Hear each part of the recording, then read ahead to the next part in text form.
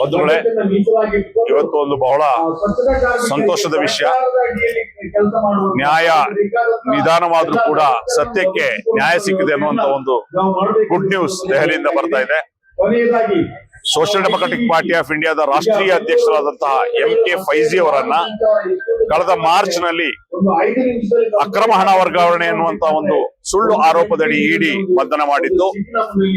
ಈ ಅಕ್ರಮ ಬಂಧನದ ವಿರುದ್ಧ ರಾಷ್ಟ್ರಾದ್ಯಂತ ನಾವು ಹೋರಾಟವನ್ನು ಕೂಡ ನಾವು ಮಾಡಿದ್ದೇವೆ. ಇದು ಅಕ್ರಮ ಮತ್ತು ಅನ್ಯಾಯ. ಯಾವುದೋ ಒಂದು ಹಳೆ ಇಡಿ ಕೇಸ್ನಲ್ಲಿ ಈ ರೀತಿ ಇಡಿಯನ್ನ ದುರುಪಯೋಗ ಪಡಿಸಿಕೊಂಡು ಕೇಂದ್ರ ಸರ್ಕಾರ ಮಾಡ್ತಾ ಇರೋ ವಿಚಾರವನ್ನ ಜನತೆ ಮುಂದೆ ಇಟ್ಟಿದ್ವಿ. ಸುದೀರ್ಘವಾದಂತಹ ಕಾನೂನು ಹೋರಾಟದ ನಂತರ MK ಫೈಜಿ ಅವರಿಗೆ ಇವತ್ತು ದೆಹಲಿಯ ಹೈಕೋರ್ಟ್ ಇವತ್ತು ಜಾಮೀನು ನೀಡಿದೆ. ಹಾಗಾಗಿ ನಾವು ಇದನ್ನ ನ್ಯಾಯ ನಿಧಾನವಾದರೂ ಸತ್ಯಕ್ಕೆ ಸಂದ ಜಯ ಅಂತ ಹೇಳಿ ಗಳಿಸಿದ್ದೇವೆ. ಈ ಸಂದರ್ಭದಲ್ಲಿ ನಾನು ಜನರಿಗೆ ಹೇಳುವುದು, ನಮ್ಮ ಪರವಾಗಿ ನ್ಯಾಯದ ಪರವಾಗಿ ಕಾನೂನು ಹೋರಾಟ ನಡೆಸಿದಂತಹ ಎಲ್ಲ ನಮ್ಮ ಅಡ್ವೊಕೇಟ್ಗಳು, ಹಿರಿಯ ಕೌನ್ಸಿಲ್ಗಳು ಎಲ್ಲರಿಗೂ ಧನ್ಯವಾದ ಸಮರ್ಪಿಸ್ತೀನಿ.